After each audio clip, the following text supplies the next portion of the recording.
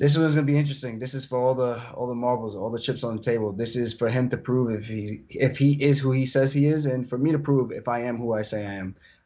No doubt, win or lose, I know I'm still one of the best guys in the world, and I think that's what gives me comfort going out there and just laying it all on the line and seeing what happens. I think he possesses very good skills on the feet. I think I possess competent skills on the feet and very good skills on the mat, and I think that's going to be the difference. Is that yin and yang? It's really like a Conor versus Khabib type of matchup where the fearless striker who is so good and the guy who is dominant on the ground, once he gets you down, he mauls you, So I'm expecting to do the same. This is life-changing stuff. Petr Yan's got a taste of that, and I want a piece, So I'm ready to kick him off his throne. Look who it is. The man involved in the bantamweight championship of the world at UFC 259. It is, of course, the one and only Funk Master himself, Mr. Aljamain Sterling. Looking good, looking fresh. Listen, people shouldn't look like this on weight cut day, man. The smile's good. It's not as easy as it looks, man. I'm feeling it pretty good. I'm just trying to keep the poker face, I'm a pretty skinny guy, so it's never fun. It's never fun for anybody. No, I'm no doubt, mate. But so I appreciate your time. Obviously, you've got other things to be thinking about ahead of this big fight, less than 48 hours away. Before we talk fights, congratulations, because not only are you a fighter, you are a lover. I like that, my man. Popping the big questions at the start of the year or at the back end of last year. Congratulations on that. Thank you. That was our anniversary day, actually. It's January 1st was our engagement day, and I figured it was probably about time after 10 years. Did you do the full romance thing? Was it a spur of the moment thing? How did you roll? I kind of planned it out for a couple of months. I was trying to kick around ideas of what I wanted to do. With the pandemic and all, it was kind of tough to go anywhere really nice and do something crazy. I wanted to do like a helicopter ride and maybe have our parents and our family like downstairs as soon as we land kind of thing. But it just didn't work out that way. So this was kind of the next best thing that I could think of. I'm not very good with these type of ideas. And the one idea I had, we just couldn't do it. Mate, listen, you have got the ideas. Talk about helicopter rides and including their family. Winner. Absolute winner. Nailed it. Well done, Aljo. Super stuff. I believe you've been a busy guy as well, because I know that you're learning to play chess. I've seen that on quite a lot of the Embedded this week. You're giving everybody a bit of a whooping. That's good to see. But you're also learning extra languages as well. You're learning, is it Spanish and a bit of Russian that you're learning as well right now? Yeah, both. I can read Spanish relatively well and understand most of it. It's the speaking and then the listening part that's still tricky. I just can't pick it up as easily as I do for the English language. And Russian, I'm having a decent time reading it as well. But obviously, I don't know that many words. So then when I see a bunch of stuff, it's kind of hard to catch it with the hearing and all that stuff. But just trying to stay busy, always trying to learn and just constantly keep improving. There's just so much time in the day. If I was just only training and doing nothing else, I think I'd probably go insane, just out of boredom.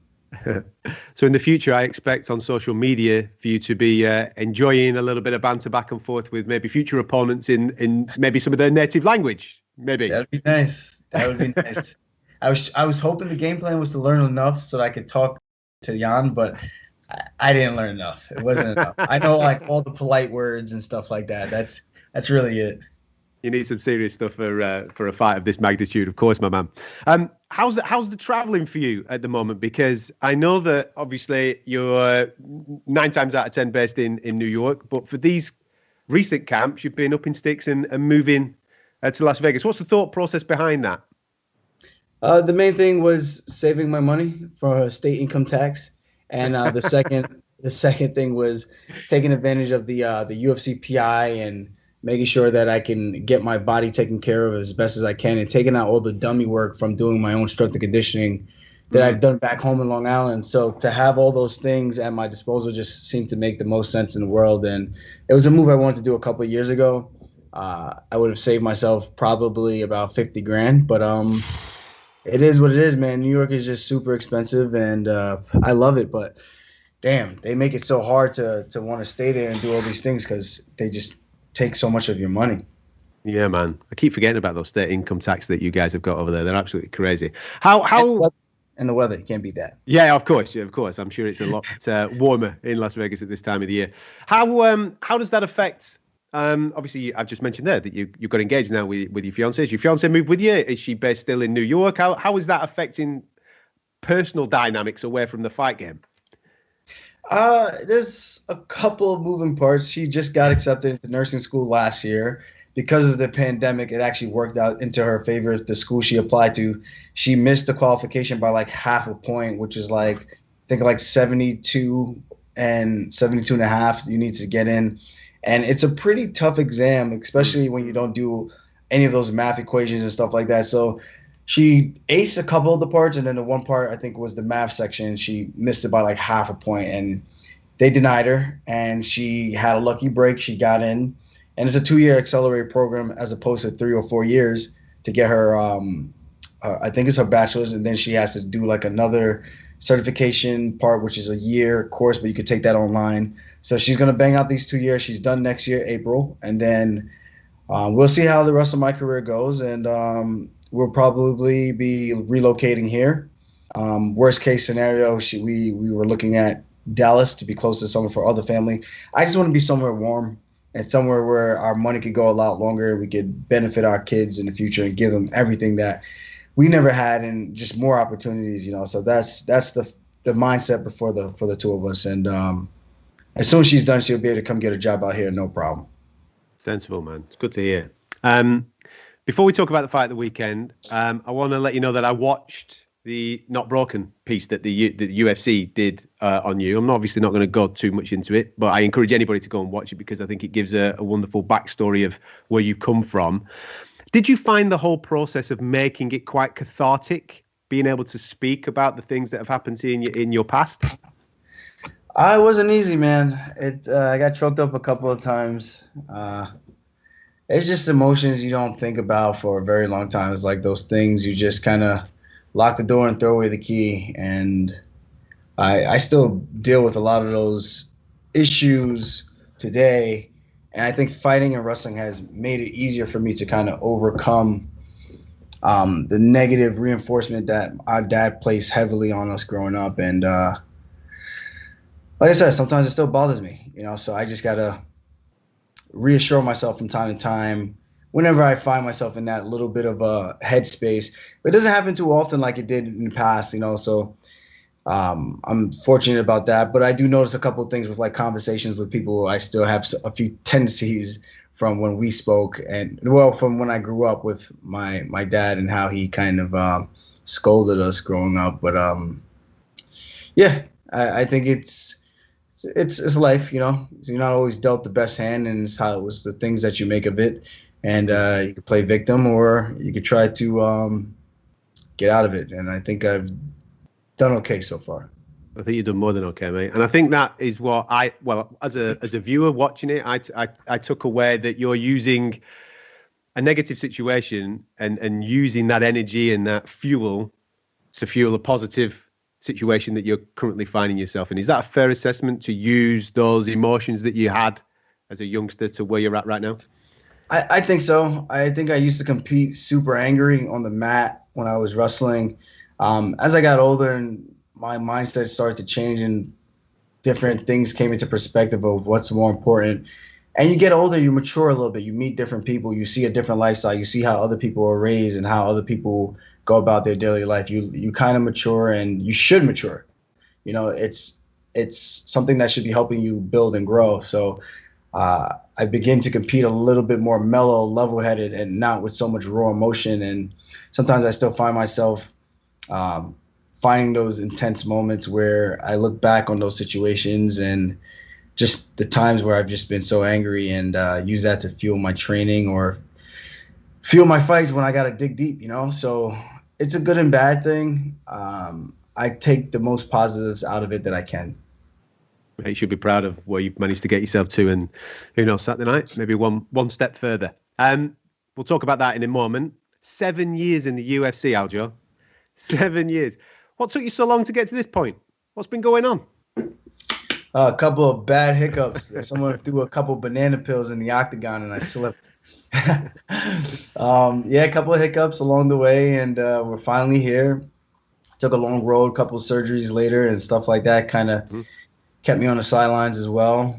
And, I do feel I'm a little bit more prepared now than what I would have been back in the days if I were to had gotten that win over Caraway and gotten that next title shot. I think things could have been a little tricky with my skill set fighting a guy like Dominic Cruz. He was just so good, and my stand-up was really – I mean, his stand-up was, like, okay, but it was just a lot trickier and better than where I was back then. I was just primarily a grappler that kicked. That was it. You've had to earn the opportunity. I mean, we live now, I suppose, in a world where some people might get opportunities a little bit quicker than others. Maybe their face fits in certain situations for the good of the business, but you've most certainly had to earn the opportunity. Like I said, 7 years in the UFC to get to the point where you're at on Saturday night. There's some serious sweat gone into that. Yeah, a lot of sweat equity. It's been a decade I've been at this sport, and it's a very long time. And I haven't been doing combat sports for a very long time. I started wrestling in 10th grade. So to pick it up as quickly as I did, I think it shows how hard I've worked over the years to get to this point. And this is no different. 7 years in the game, I've learned a lot. I've got a lot of experience from those wins, those losses. And I think that's going to be the culmination of everything that everyone sees on Saturday night. I mentioned social media banter a moment or two ago. I've kind of enjoyed you getting stuck in over the last 6 months or so with Petr. You seem to have enjoyed it as well. Yeah, I don't mind trash talk. I think Peter is the same way. He doesn't mind it either because I think it's just one of those things that's more of a gamesmanship, and I think it's bragging rights, and it shows how mentally tough you are if you're willing to engage and banter like that, because you got to back up your words. Someone's got to eat it. And at the end of the day, neither one of us have lost in quite some time now. So this one's going to be interesting. This is for all the marbles, all the chips on the table. This is for him to prove if he is who he says he is, and for me to prove if I am who I say I am. No doubt, win or lose, I know I'm still one of the best guys in the world, and I think that's what gives me comfort going out there and just laying it all on the line and seeing what happens. I think he possesses very good skills on the feet. I think I possess confident skills on the feet and very good skills on the mat. And I think that's going to be the difference, is that yin and yang. It's really like a Conor versus Khabib type of matchup, where the fearless striker who is so good and the guy who is dominant on the ground, once he gets you down, he mauls you, So I'm expecting to do the same. Has the rescheduling of the fight, have you found that frustrating?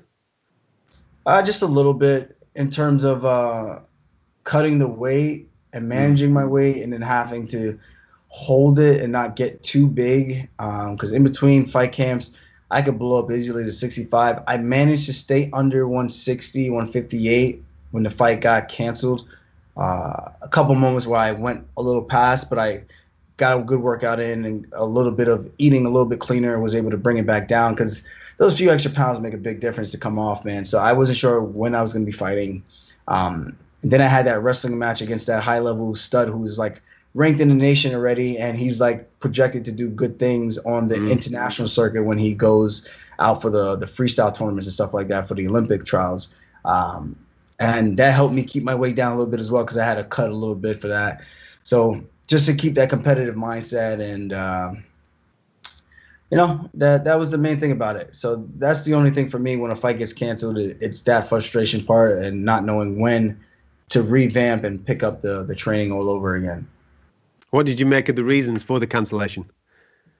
I thought, as they would say in London, in England, all bollocks. Yeah.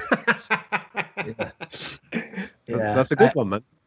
I think he was just maybe frustrated or not as happy with his training. And I understand that. It's just, but dude, man, you should have known that going in. Don't accept the date, one of those any place, anywhere, anytime, and act like, yeah, I'll fight you now, and then back out because things weren't so great in your training camp. I've had bumps and bruises throughout all my training camps, neck injuries, and somehow, some way, I find a way to make it to the fight. If I sign a contract, whatever happens, happens. And as long as it's not an injury where you need a surgery or something like that, or you can't move your body, you should show up to the dance, In a weird way, do you take it as a compliment that he maybe did need extra time to prepare for someone like you?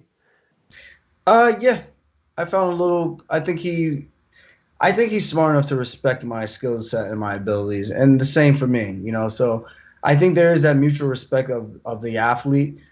Maybe not so much in terms of wanting to be friends with each other after. I don't know what his thought process is. For me, this is just a competition. Um, but I do find it reassuring or nice to see that he is taking this serious and he is trying to give himself the best opportunities and chances that he can to win. So he even moved some of his training camp out here to Florida for ATT. So to him to utilize those guys over there, they have some high level grapplers over there. I just think my grappling's a little bit different in terms of my control, my strength, and the way I blend my wrestling in with my jiu-jitsu. It's a little bit different than what those guys are going to be doing than a traditional jiu-jitsu player who's laying on his back. I don't plan to just lay on my back and hang out. I don't plan to just lay on top and hang out. It's different. I saw that you referred to him as a paper champ, again on social media. Do you think he's had a bit of an easy ride to UFC Gold? I think an easier ride. I think his competition, the toughest guys he fought were Rivera and Jose Aldo. Rivera just lost in the rematch to Pedro Munoz. And that goes to show you when Jimmy Rivera and Pedro Munoz first fought, it was like Pedro's second, it was like Rivera's second fight in the UFC. Rivera won, split decision, close fight, back and forth. I think he dropped Pedro once, maybe twice. Come back a couple years later, a couple more performances. You got Pedro Munoz beating guys like Rob Font, who just knocked out Marlon Moraes. Pedro Munoz knocking out Cody Garbrandt, a guy I beat in a pretty much toe-to-toe the entire fight. A couple of takedown entries that he stopped. And, I would have liked for my wrist to have been okay, so we could have gotten that fight to the ground a little bit and see how good he really is on the ground, because I know he's pretty tricky with those calf kicks and he jumps on your neck. But you got a guy like that who comes out and he looks that good against a guy like Jimmy Rivera, who just shut out Cody Stamann. This division is just so good, and when I look at the level of competition I fought versus the level of competition he fought, Aldo didn't even get a win in the weight class, and he was fighting him for a world title. And they trained together in the past. So it's hard to really make too much out of his competition. I like to think that I fought the stiffer competition. That doesn't mean anything when we step in there, but I just think it helps me with my confidence that I'm a little bit more battle-tested than he is in terms of the best guys in this division, killer after killer. How did it make you feel when the UFC put Aldo in that title fight over you? Because a lot of fans were obviously thinking that you were next in line at that particular time. Yeah, I think it's just money talks. It lets you know money talks, and if you're not walking the walk for them and doing the things that they want you to do and barking loud so everyone's paying attention to you kind of thing, then you could probably, more than likely, will get overlooked. And even if you're doing good quality work inside that octagon. So it is what it is. It's not my business. It's the UFC's organization. They're in the business of promoting the UFC and not traditionally promoting all the fighters on the roster. So you gotta make the most of it with the opportunities and the platforms that they give you to promote yourself as best as you can. And any opportunity I could get to use or have my friends say, hey, this guy's a UFC fighter, can we get X, Y, and Z? I take it and run with it, because that's all people seem to know. They don't know the individual athletes. If you can say, hey, I'm Conor McGregor, that's different. I can say I'm Ronda Rousey, that's different. You can say you're Jorge Masvidal, that's different. Those are people who, like Masvidal, not even a champ. And for him to be able to just go out and say I'm Masvidal instead of saying I fight for the UFC, it's a different perk and a different selling point. So you gotta do what you gotta do to get by and get the most that you can while you're in the sport or in the limelight. Did you ever fear, like you've just mentioned that the bantamweight division is a shark tank, there's a lot of superb fighters in this division. Did you ever fear that your chance wouldn't come? I mean, I played X's and O's with who could potentially slide in over me, and I know Frankie Edgar came down, Jose Aldo came down. I was like, dude, this might be a long wait. And then TJ Dillashaw was coming back. So there was a lot of uncertainties, but at the end of the day, for me, I was like, dude, I just got to fight and I got to win, control what I can control, because I can't control anything else. And that's one of the things I've learned over the years, maturing as an adult. It's control what you can control, because not everything is going to be in favoritism of you. So Yeah, I was a little uncertain about some things, but I got the job done in my last performance, and I plan to do the same thing again. Finally, Aljo, just tell me how this plays out the weekend for the fans here in the UK watching this on BT Sport. How does this fight play out? I think this is going to be a high competitive fight. I think I'm going to be going forward, looking for the takedown. I think Yan's going to be trying to push me back and look to continue his pressure and his dominance. The good thing with me, I can fight going backwards. I can fight well using lateral movement, and I got good timing of intercepting with my takedowns, my reactive takedowns, my offensive takedown entries, and I think I'm very strong.